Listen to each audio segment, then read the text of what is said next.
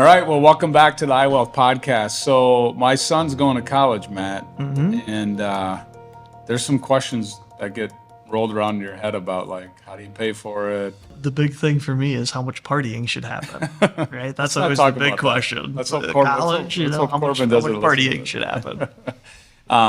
No, I mean, it's that kind of season where, here we are in the summertime and colleges will be starting, and the FAFSA form that we have to fill out, and you'll get there someday when Grace gets old enough. But, we all fill out this form, and it just uncovers all your assets and where things are at. And I have clients all the time that'll ask me, like, one, do I have to fill it out? Two, what's it for, and how is my investments? Like, what's going to happen there? And so with regards to that, when your child, so I'll just pick on Corbin, if Corbin owns the money, if it's his bucket of money, not dad's and mom's, when it's his, they expect you to use that for college more than dad's and mom's. Okay. So, and I don't know the percentage. Let's just say dad and mom should have 15% of their assets should go to help support their kid in college. His might be 65%. Your bank account's big, you got to spend it. Yep. And so we'll have clients that will want to talk about that they'll reposition money sometimes not. 529 plans. 529 plans is mom and dad's money.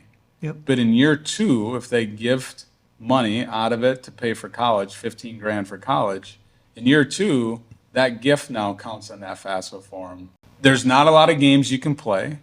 You could be broke, and then you don't have to worry about it all, but that's not a good thing. Yep. I've had a couple clients throughout the year that have tried to play they went to somebody that helps them with college planning.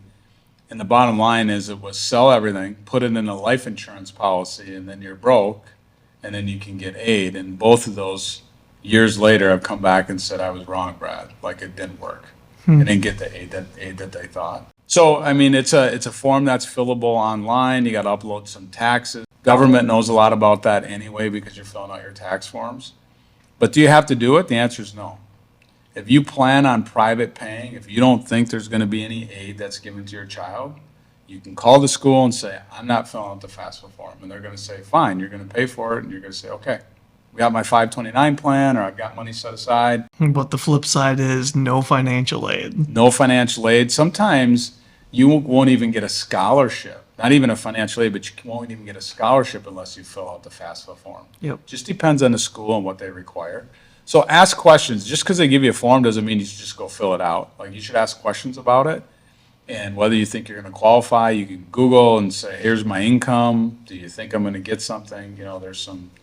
But, when it comes to grants and things like that, that form is required for just about everything. But if you're going to private pay, you don't have to fill it out. They'll take your money.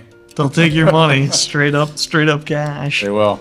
Very cool. Well, thank you for sharing us a little bit about your life situation with your kids going off. And we'll see you back here next time on the iWealth podcast. Thanks, Matt.